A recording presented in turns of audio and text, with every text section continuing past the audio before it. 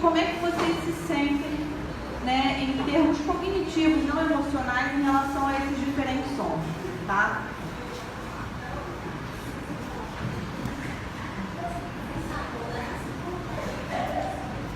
Bom, vamos lá.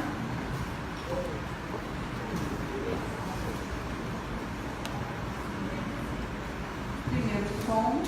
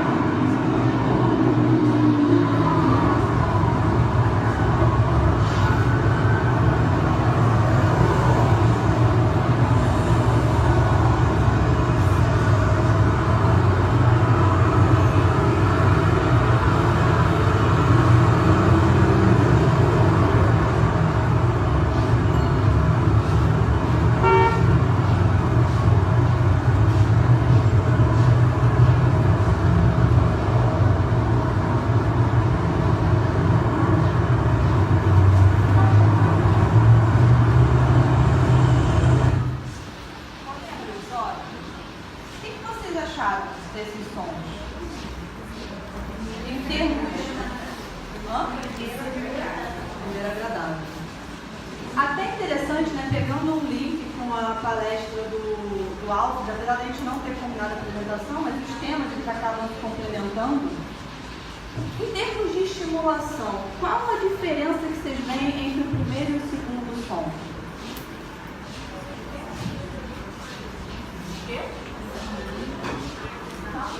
Eu não estou ouvindo. O segundo desorganiza. E aí, em termos de imagens, né, eu vou mostrar duas imagens para vocês. E aí, né, para vocês tentarem prestar atenção e focar e captar o máximo de estímulos que vocês conseguirem. Então, uma imagem básica de uma cidade, né, uma imagem urbana, com todas as informações que uma cidade tem. Então, a quantidade de carros, placares, fios, árvores, pessoas andando. E aí, se a gente junta isso, o som. Né? Lembrando que, dentre as etapas que o Alfred falou, a gente tem uma delas que é extremamente importante, que é o aspecto da integração. A gente não percebe o mundo de uma forma unimodal. Ou seja, a gente não percebe o mundo usando um sensor só, ou um estímulo, ou um tipo de estímulo sensorial.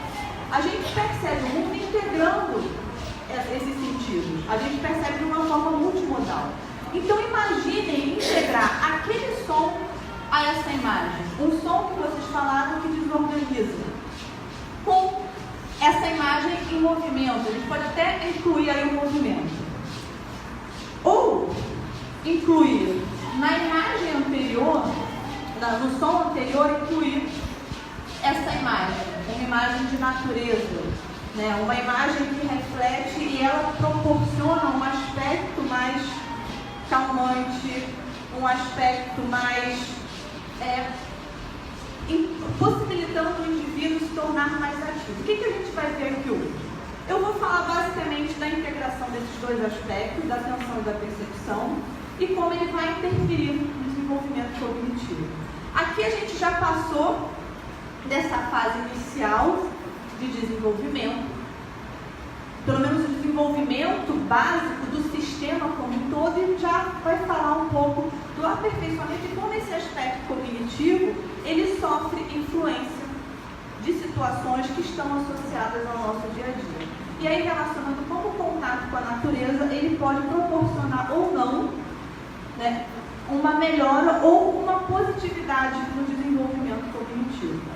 Quando a gente fala em estresse, né, e o Álvaro falou isso no final da palestra dele, a gente está falando, entre outras coisas, também de um excesso de estimulação sensorial. E esse excesso de estimulação sensorial, ele acaba desencadeando um esforço cognitivo muito grande do sistema nervoso. Esse esforço cognitivo está associado com a atenção. Então, a gente, quando fala em atenção, quando pensa no processo atentivo, a gente basicamente foca no aspecto de seleção da informação. Só que enquanto a gente seleciona uma informação, a gente precisa também inibir outras informações que são irrelevantes, que são distratoras. E nesse processo de inibição, o esforço cognitivo é muito grande.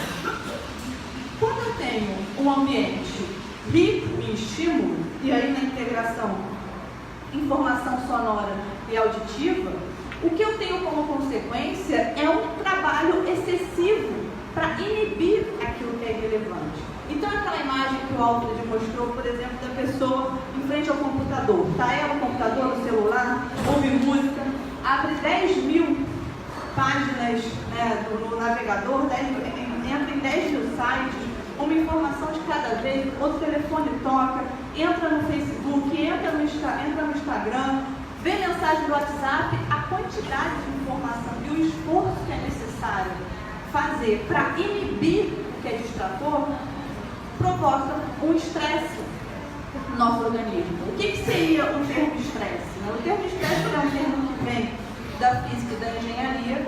Em última instância, ele traduz o quanto uma estrutura, a gente pode pensar numa ponte, por exemplo, ela consegue aguentar de pressão até que se rompa. E aí, quando a gente passa essa informação para o sistema nervoso ou para o indivíduo, né, o estresse psicológico, o estresse cognitivo, a ideia é a mesma. O quanto o meu organismo ou o quanto o processamento ele consegue aguentar de informação ou de esforço até que ele chegue num momento de estagnação, onde ele não vai conseguir captar nenhuma informação nova. E aí a gente parte para duas características, não só da atenção, mas do processo de informação, que são a capacidade limitada. Então, existe uma limitação na nossa capacidade de processar a informação e de prestar atenção a essa informação, e o caráter seletivo, certo? Só o passador foi para onde?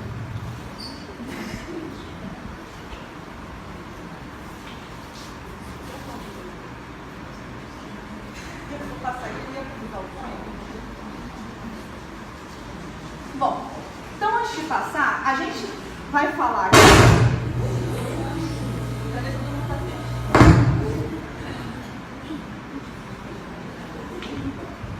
Bom, não dá para se mexer muito, gente. Não vou mexer no programa. É que como eu estou sem o pointer, né? O que essa ideia, o que esse fluxograma traz aqui? Um pouco do efeito do convívio na natureza, ou como o convívio na natureza, ele pode interferir em diversos aspectos. A gente vai focar no aspecto estressor ou desestressor do convívio ou da ambientação da natureza, tá?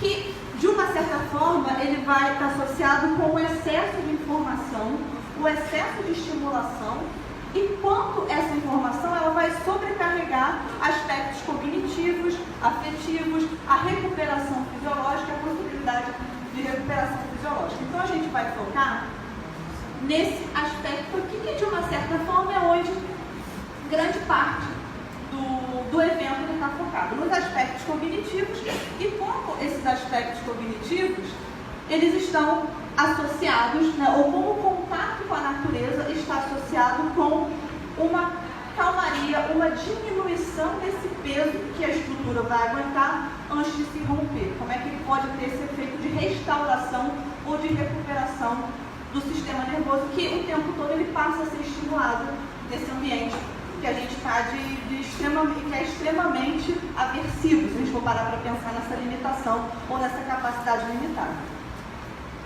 Bom, e aí eu gostaria de definir definir alguns termos, né? Quando a gente fala em cognição, em última instância, a gente está falando na capacidade do indivíduo em conhecer o mundo, ou em se habituar e captar a maior quantidade de informação. Quando a gente pensa numa criança, é exatamente nesse aspecto que a gente está falando. A gente está falando de uma criança que ela está o tempo todo descobrindo situações novas, descobrindo formas novas, texturas novas, sons diferentes. E nesse ponto, um dos aspectos bem interessantes é que conforme ela vai vivenciando novas informações, novos estímulos, ela vai criando essas representações que o Alfred falou. E a gente pode traduzir essas representações com outro nome também. Que nome seria esse? O modelo interno. Ela vai construindo internamente a capacidade de entender que uma textura é mais rugosa, a outra é mais lisa, por exemplo. Que o verde tem diferentes tons. Eu posso ter um verde mais escuro, um verde mais claro, um verde piscina. Eu posso ter formas diferenciadas. Eu consigo criar perspectiva em relação a movimento, espacialidade. Mas para que isso aconteça, é necessária essa vivência, essa capacidade de descoberta do ambiente, que vai contribuir para o desenvolvimento da cognição. E a cognição, ela vai atuar em diversos aspectos: memória, raciocínio, organização do conhecimento, tomada de decisão, solução de problema, linguagem, e atenção e percepção estariam aqui como essa entrada inicial. A atenção, quando ela é seletiva, ela funciona de uma certa forma, e aí em comunicação com a percepção, ela funciona como se fossem filtros. Eu não vou falar em um filtro só, mas em diferentes filtros que vão possibilitando o bloqueio ou a inibição de determinadas informações, enquanto algumas que são mais relevantes, elas vão passando e vão seguir estágios de processamento.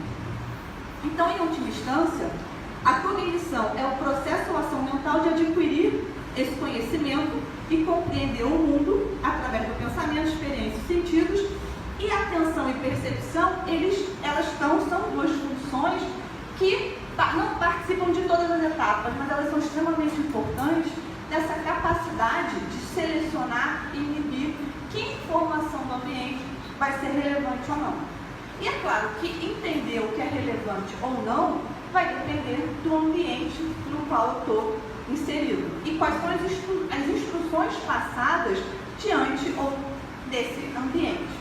Um ambiente mais poluído de informação, menos poluído, o esforço vai ser maior quando ele é mais poluído do que um ambiente que nos passa uma calmaria ou que tem uma divisão das informações muito mais coerente.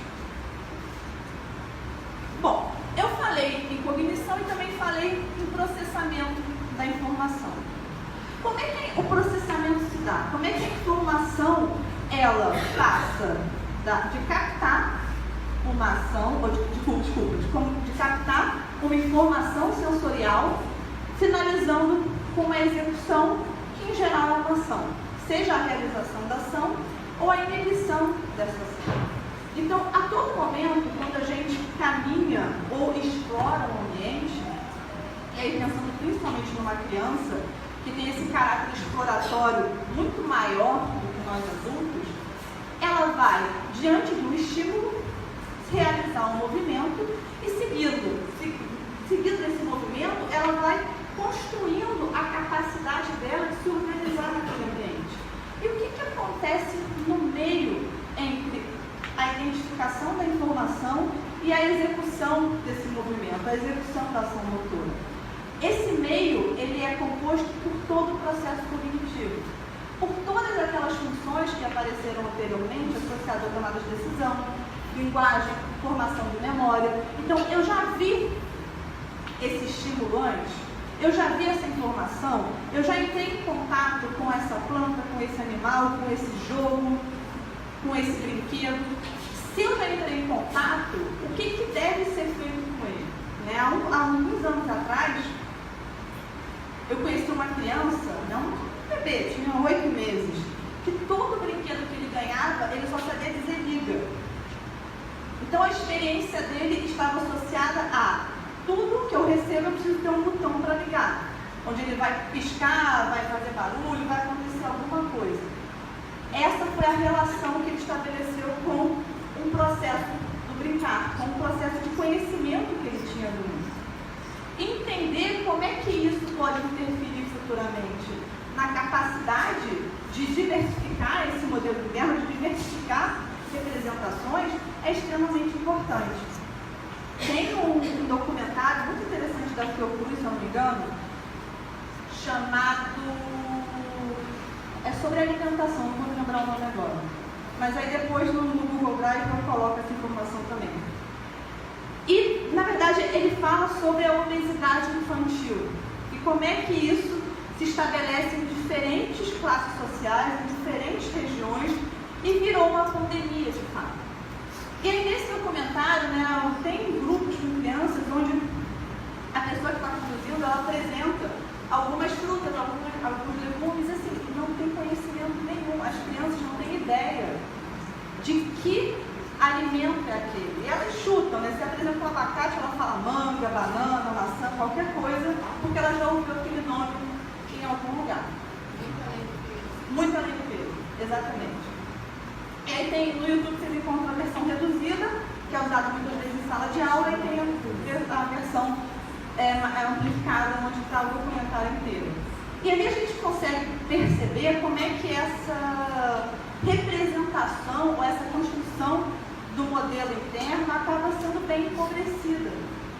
Como é que a capacidade de reconhecer cores, formas, objetos, ela acaba ficando extremamente empobrecida e, consequentemente, a gente vê uma consequência, né, vê uma alteração no desenvolvimento cognitivo, nessa capacidade de conhecer o mundo, de conhecer através dos sentidos o ambiente à nossa volta.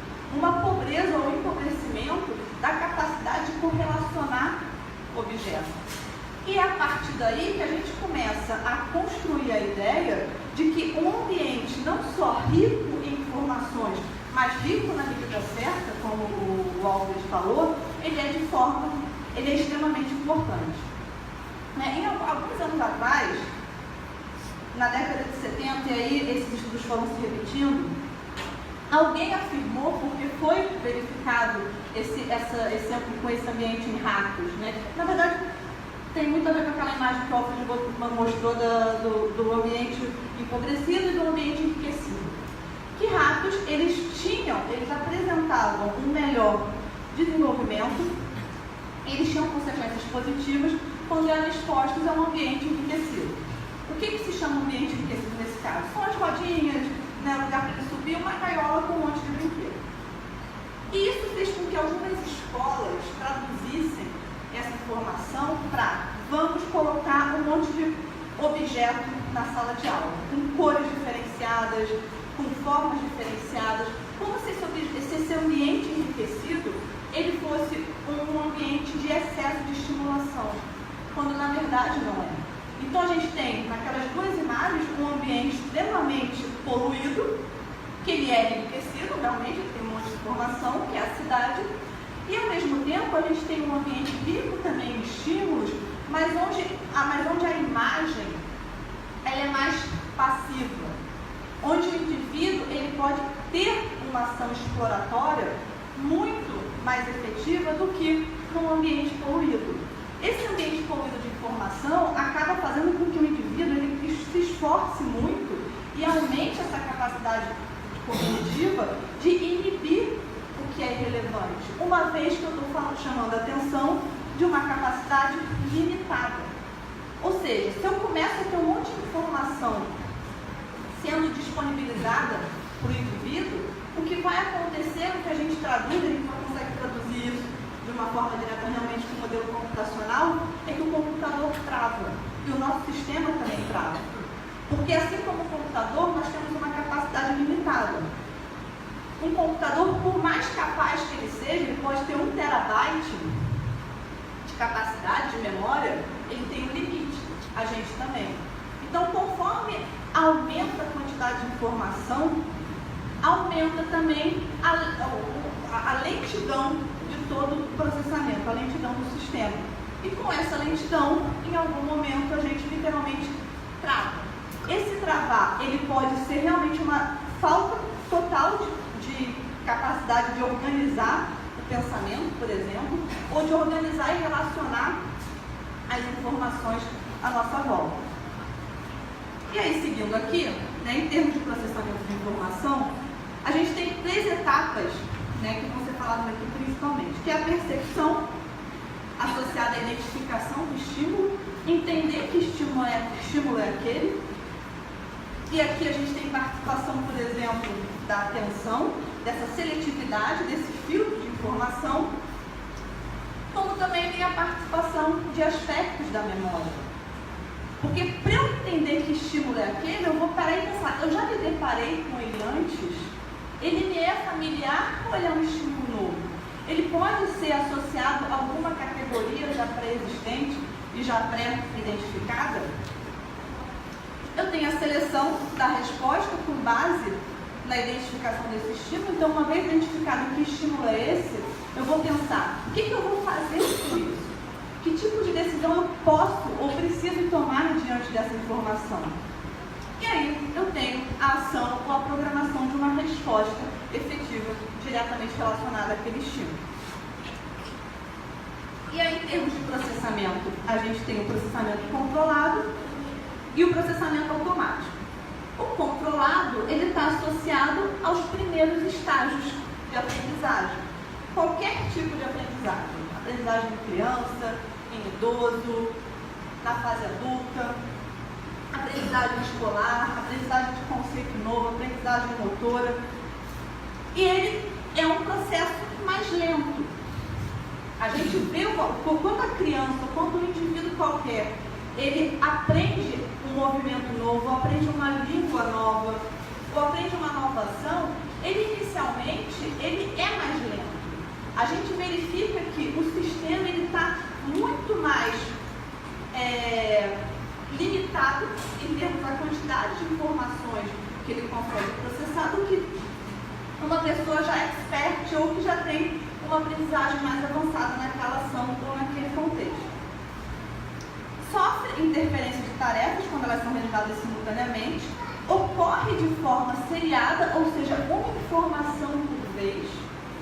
E aí, se eu tenho, novamente fazendo uma correlação entre os 2 tipos de ambientes, se eu tenho um contexto onde muitas informações elas são dadas de forma ativa, sem eu poder controlar, eu tenho como consequência uma interferência nesse processo de aprendizado, uma vez que uma informação por vez ela deve ser passada para que eu consiga ter o conhecimento daquela informação para em seguida ter a consequência do processamento como um todo.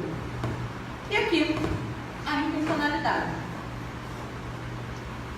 Quando a aprendizagem ela já alcança um nível mais avançado, o aspecto, o tipo de processamento ele já é considerado automatizado.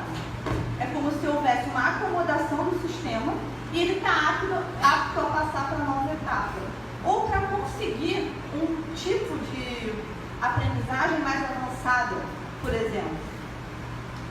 E aqui, então, a gente tem um processamento mais rápido. Ele acontece, em geral, em paralelo, ou seja, várias informações elas conseguem ser processadas ao mesmo tempo. E ele independe da intencionalidade, né? Quando uma aprendizagem ou uma informação ela já foi automatizada. Eu não preciso intencionalmente recordar daquela informação.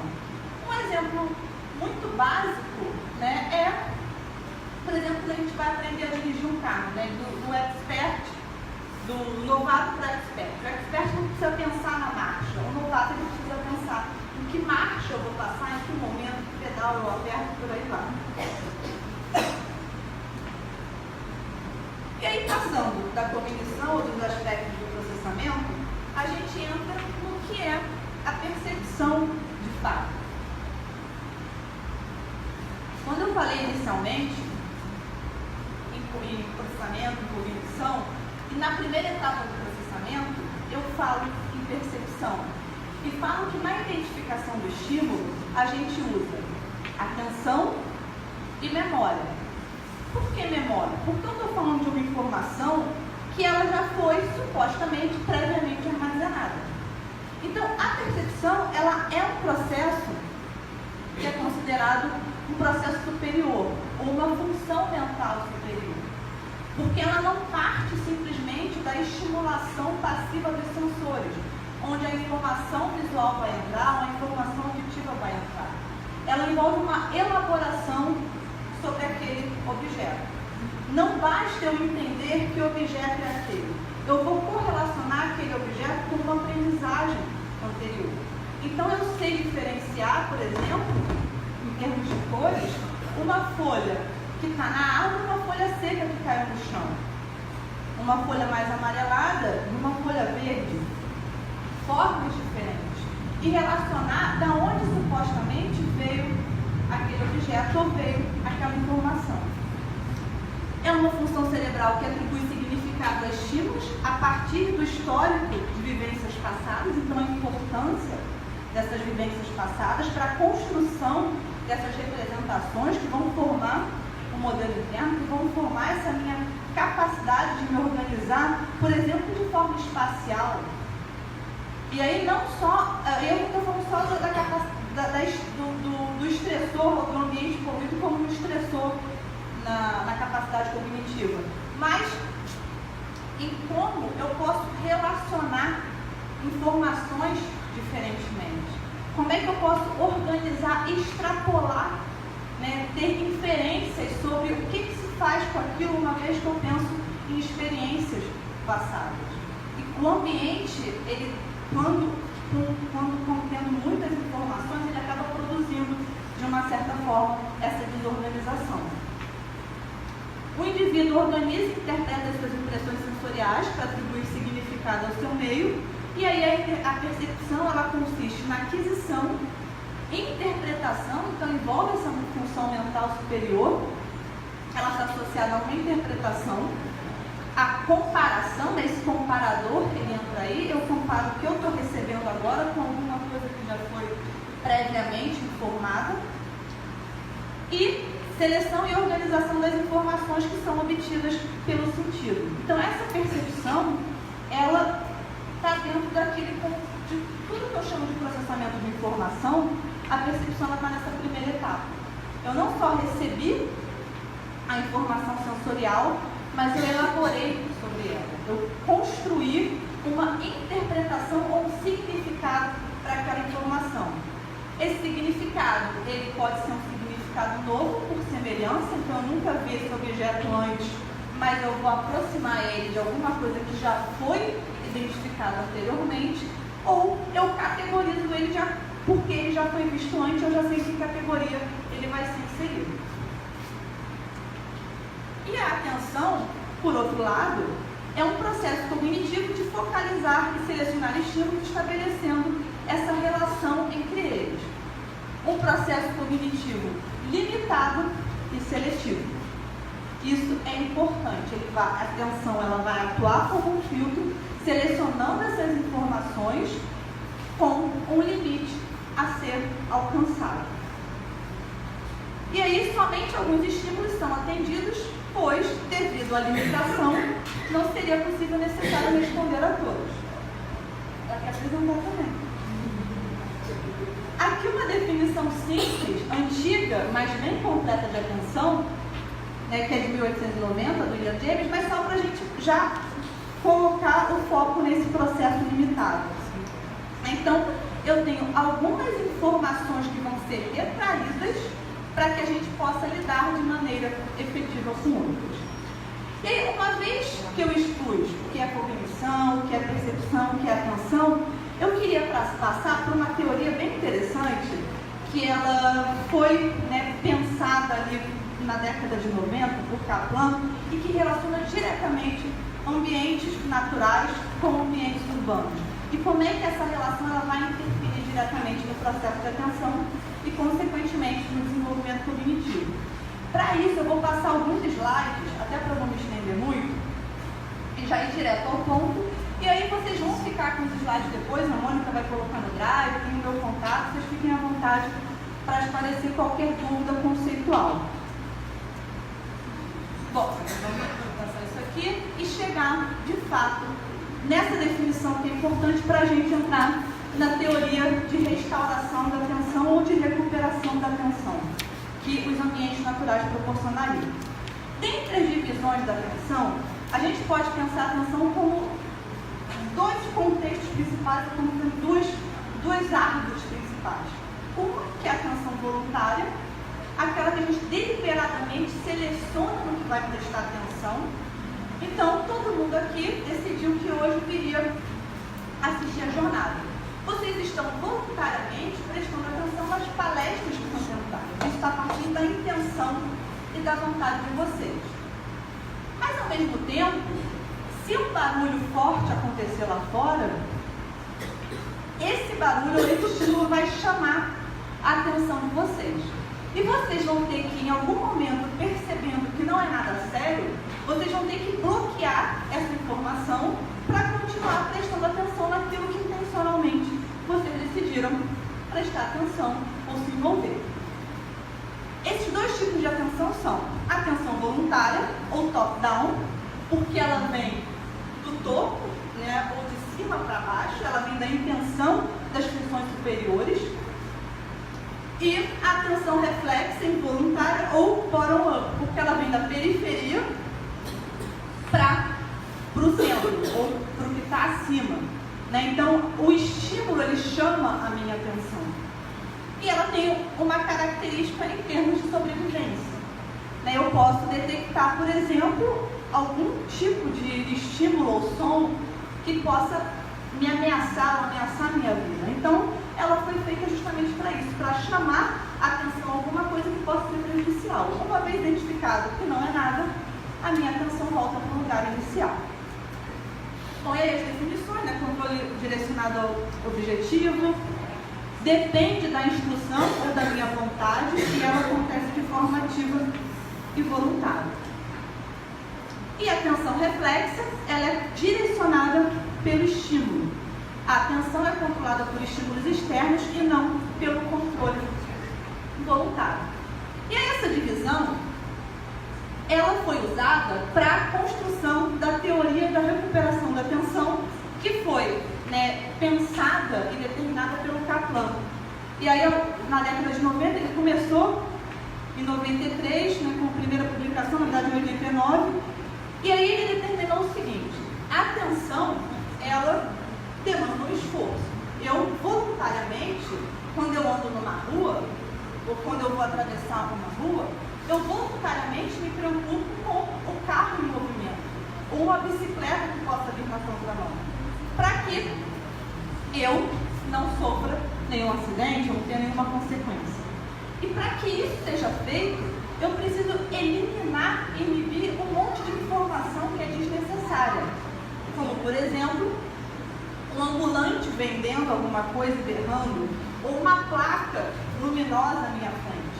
Eu preciso inibir todas essas informações para que eu consiga prestar atenção ao atravessar a rua. Eu consiga selecionar as informações relevantes que vão ser úteis para eu atravessar a rua.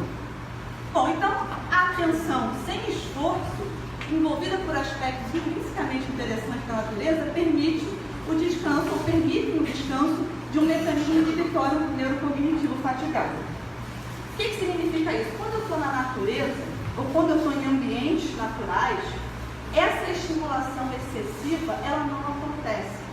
E isso permite com que eu tenha um relaxamento da atenção, ou desse controle inibitório, e, consequentemente, o sistema neurocognitivo, todo esse sistema cognitivo que está extremamente ativo, ele consegue relaxar, ele consegue se recuperar, se restaurar para entrar novamente em ação no dia a dia. Em outras palavras, quando a gente pensa no conceito de estresse, é como se eu estivesse diminuindo todo aquele peso que está em cima da estrutura, em cima da ponte, porque se eu estou o tempo todo com ativação dessa capacidade inibitória, eu acabo sobrecarregando o sistema nervoso. Eu acabo sobrecarregando todo o meu aparelhamento, todo o meu sistema cognitivo e minha capacidade cognitiva. Então, as pessoas, elas devem inibir os estímulos irrelevantes à tarefa, conforme elas direcionam sua atenção no trabalho e em diversas outras circunstâncias. A fadiga dessa capacidade de atenção dirigida ocorre comumente, enfraquecendo essa ação cognitivo-motora e aumentando a suscetibilidade ao estresse. Então, essa teoria parte do princípio que a vivência em ambientes naturais, ela proporciona essa recuperação, essa restauração da atenção. E com isso, a gente consegue, né,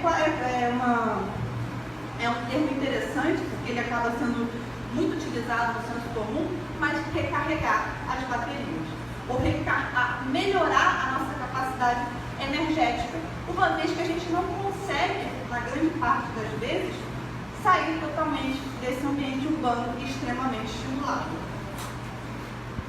E aí, essa teoria da restauração da atenção é baseada justamente nessa separação da atenção voluntária e da atenção involuntária. Ela consegue fazer, ou proporciona, a convivência na natureza, ela acaba proporcionando essa minha capacidade de relaxar a atenção voluntária o tempo todo. E atuar de forma mais direta e sem inibição constante no ambiente de natureza, além de contribuir para essa capacidade exploratória no ambiente natural. E aí, ambientes urbanos são repletos de estímulos que capturam a atenção de forma intensa e requerem a atenção direta, sobrecarregando toda essa capacidade atencional.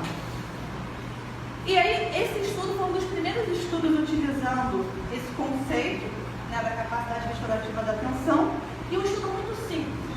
O que eles fizeram? Eles pegaram um grupo de estudantes que viviam, estudantes de graduação, que viviam em dormitórios na universidade, sendo que alguns quartos tinham uma visão para a natureza, alguns com uma visão repletamente ou total, e alguns com uma parcialmente, e outros quartos tinham uma visão para a área urbana, né, para prédios, paredes, enfim. E aí eles dividiram esse grupo, né, dividiram um grupo de estudantes em quem mora em dormitório com visão para a natureza e quem mora em dormitório com visão para a parede, a área urbana, e eles realizaram alguns testes associados à atenção e que envolviam essa capacidade de controle auditório. E eles identificaram que os estudantes que tinham a visão para a natureza, eu estou falando simplesmente de uma visão, não estou falando de uma vivência da natureza. Eles tiveram um resultado mais efetivo e melhor na capacidade de focar a atenção, e aí essa capacidade ela é medida por alguns aspectos como velocidade de resposta, acurácia, né, então essa relação entre acerto e erro ao responder, e a habilidade de sustentar a atividade por um período de tempo e inibir estímulos distratores. Então, os alunos que tinham uma vista para a natureza, eles tiveram um resultado melhor nesses pontos quando comparados com aqueles estudantes que tinham uma vista voltada para o dormitório. Então, esse estudo ele é mais antigo, se não me engano, é de 95, e aí eu trouxe um outro, mais recente, de 2008, que mostra também, ele acaba reproduzindo os resultados, apesar de não ser, digamos assim, ele não tem medidas comportamentais, ele não faz nenhuma avaliação de mudança em termos estruturais, funcionais no cérebro, né? Mas só tem uma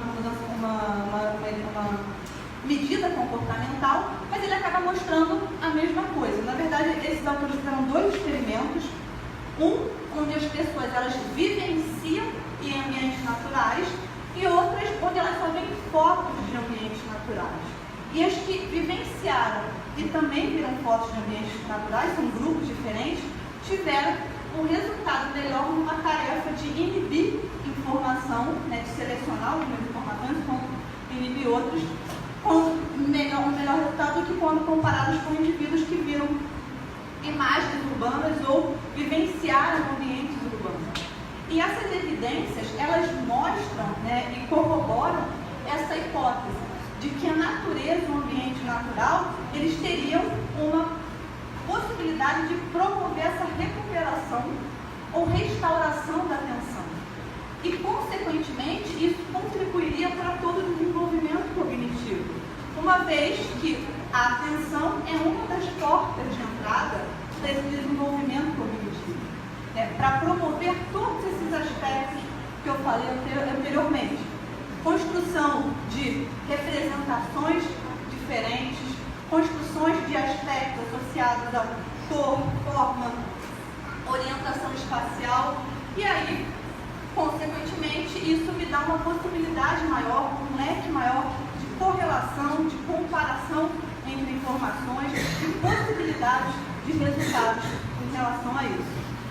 Gente, eu fui um pouco corrida, mas eu acho que a ideia principal ela foi passada, porque o meu objetivo era realmente mostrar que, tudo bem, a atenção, a gente fala o tempo todo em atenção, mas quais seriam de fato as consequências em termos de evidência que os ambientes naturais poderiam contribuir para uma melhora atencional. Como eu já falei antes, a palestra vai ficar com vocês, quem tiver aí interesse em entrar em contato, qualquer coisa depois. Eu não vou me estender muito porque já são 12h22, a gente já está um pouco atrasado, até para depois não sair muito tarde daqui. Saber se alguém tem alguma pergunta, alguma questão ou dúvida relacionada a isso.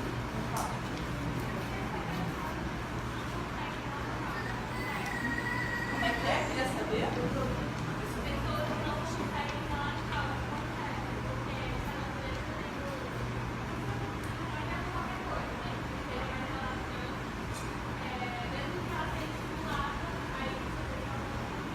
A gente pode ter consequências mais leves e mais drásticas. Então, se eu tenho um não relaxamento